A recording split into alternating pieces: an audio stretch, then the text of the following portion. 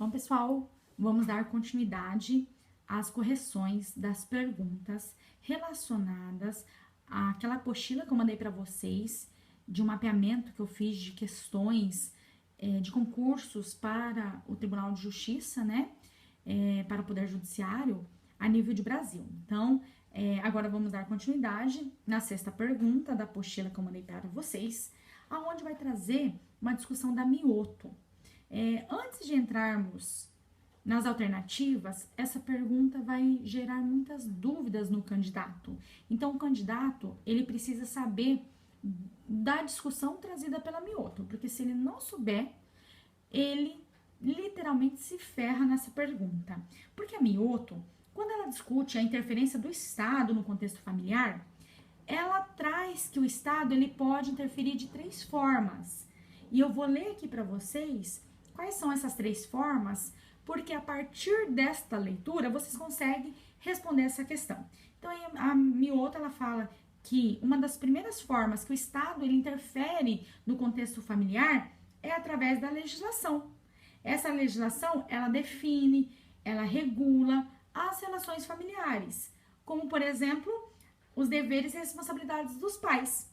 Quando nós pegamos o Estatuto da Criança e do Adolescente, lá fica muito claro quais são os deveres, quais são as responsabilidades dos pais em relação à criança, em relação ao adolescente. Então, o Estado, ele vai regular as relações familiares através da legislação. Então, é a primeira forma que a Mioto identifica aí de interferência do Estado no contexto familiar. Além disso, a Mioto, ela fala que o Estado, ele também vai interferir na organização familiar, no contexto familiar, a partir das políticas demográficas, incentivando o quê? O controle à natalidade. Então, também é uma forma do Estado interferir no contexto familiar. E a terceira forma trazida pela Mioto é a difusão de uma cultura de especialistas nos aparatos policialescos e assistenciais do Estado, especialmente para as classes populares.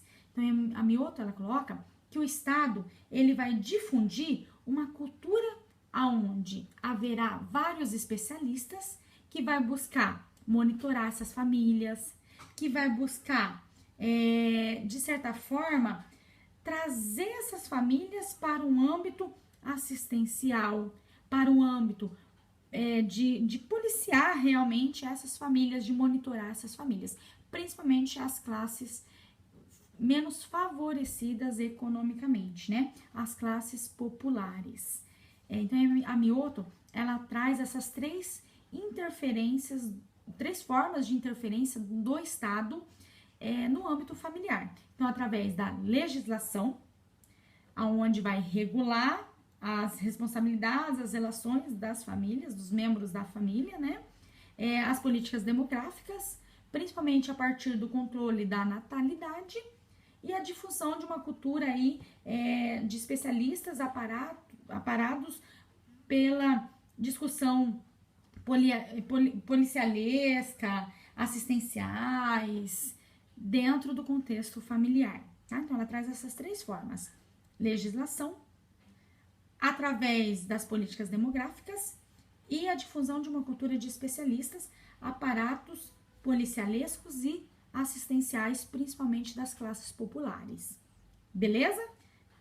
Mioto vai trazer essas três formas. Então, as alternativas aí precisa estar ligada a essas três formas que a Mioto vai trazer para nós.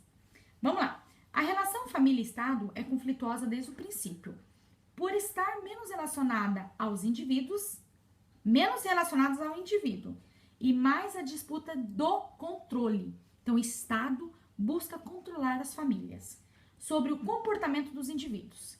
O Estado, ele vai interferir para, de certa forma, monitorar, controlar o comportamento dos indivíduos, dos membros da família.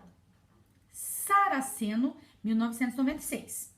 A partir desse pressuposto, Mioto identifica fatores de interferência do Estado no contexto familiar. São eles, lembra que eu falei para vocês que a Mioto, ela identifica três fatores de interferência do Estado: legislação, que mais? Políticas demográficas e que mais? difusão de uma cultura de especialistas a partir dos aparatos policialescos e assistenciais. Bom, então, alternativa 1. A legislação que define e regula as relações familiares? Correto. Está dentro da discussão da Mioto. 2. A difusão de uma cultura de responsabilização da família no descumprimento das obrigações impostas pelo Estado? A Mioto não vai falar sobre isso, não. Então, está errada. 3. As políticas demográficas incentivando o controle da natalidade? Sim, eu falei que é uma das 3 formas de interferência do Estado trazido pela Mioto. 4. A ideologia secular de que a família é uma sociedade natural e sujeito econômico de mercado? A Mioto não vai falar sobre isso, porque a pergunta está questionando as 3 formas de interferência do Estado na família. Cuidado com a questão da extrapolação das alternativas. Essa alternativa aqui, a ideologia secular de que a família é uma sociedade natural e sujeito econômico de mercado, está errado. Por quê? Porque a alternativa está perguntando a forma como o Estado interfere no ambiente familiar. Tá? Então tome cuidado. Não é que essas alternativas não estão corretas. Essas alternativas existem, mas se foquem no que está sendo questionado na pergunta. A pergunta traz de que forma que o Estado interfere na vida dessas famílias, na dinâmica familiar, através da legislação, que mais? Através das políticas demográficas e através da difusão de uma cultura de especialistas a partir dos aparatos policialescos e assistenciais. Tá bom?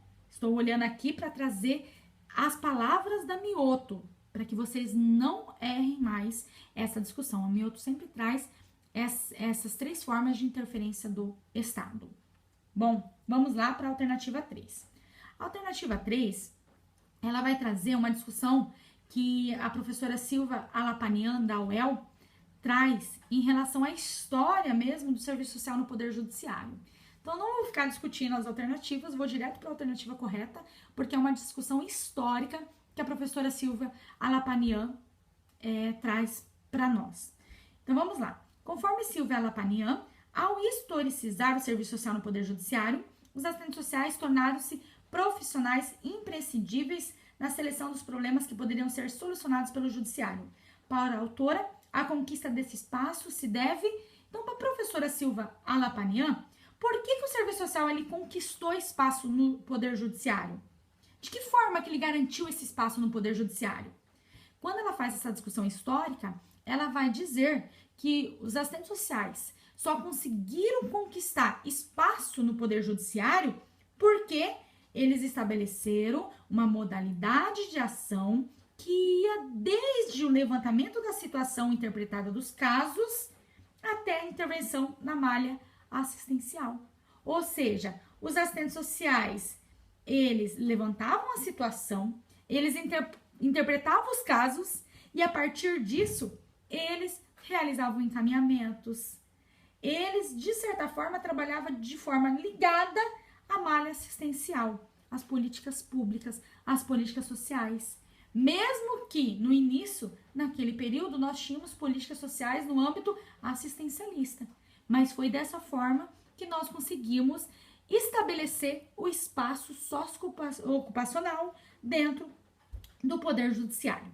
Nem vou ler as outras alternativas, porque elas não trazem essa perspectiva histórica, tá bom? Vamos lá para a pergunta de número 8.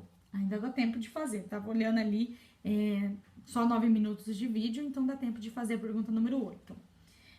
Nas últimas décadas, paralelamente ao processo de redemocratização do Brasil, verifica-se a ampliação da ação social no contexto das organizações sociais. Uma das formas dessas organizações materializarem o desempenho do seu papel se dá através da elaboração de planos, programas e projetos. Discutimos bastante sobre planos, programas e projetos. Com base no enunciado acima, assinale com V as proposições verdadeiras e com F as proposições falsas. Um projeto é uma ação social planejada? Sim, o projeto é uma ação social planejada, precisa ter o planejamento.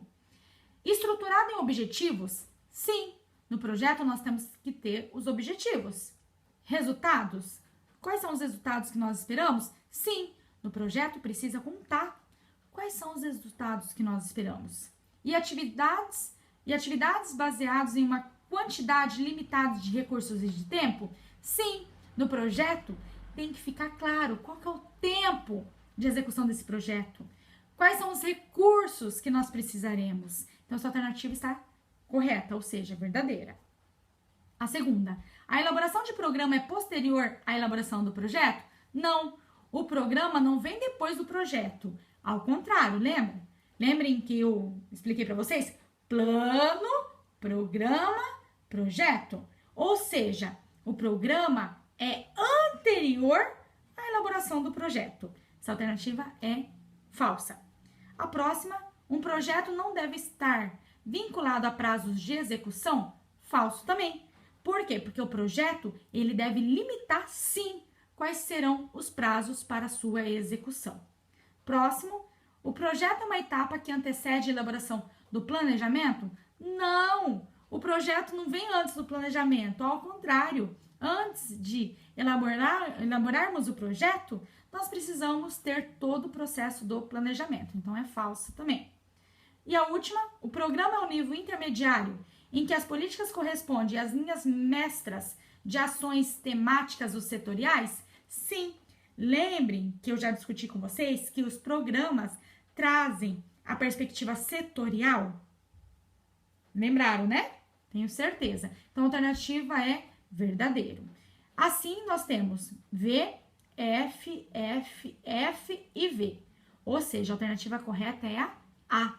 V, F, F, F, V. A alternativa correta é a. Beleza? Pessoal, vou terminar por aqui para que eu possa iniciar no próximo vídeo a próxima questão. Beijo, até mais, bons estudos!